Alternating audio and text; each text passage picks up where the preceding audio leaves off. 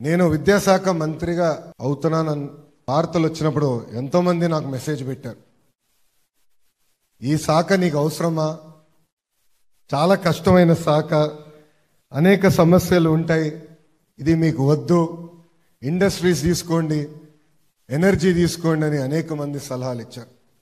వాళ్ళందరినీ ఒకటే చెప్పాను, స్టాన్ఫర్డ్లో ఎంబీఏ చేసిన నేను ఈ శాఖని తీసుకుని మార్పులు చేర్పులు తీసుకొస్తా, ఒక ఛాలెంజ్గా భావించి ఆంధ్ర రాష్ట్ర విద్యా వ్యవస్థని భారతదేశంలోనే నంబర్ 1 స్థానంలో నిలబెడతానని వాళ్ళందరూ చెప్తాం జరిగింది.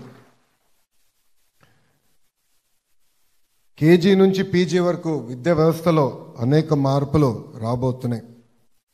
మనందరం ఎంతసేపు ఢిల్లీ మోడల్, కేరళ మోడల్ గురించి మాట్లాడతాం. మీ అందరి సహకారంతో 5 సంవత్సరాల్లో ఆంధ్రప్రదేశ్ మోడల్ ఏంటో దేశానికి కలిసికట్టుగా చూపిద్దామని ఈ సభాముఖంగా కోరుతున్నా.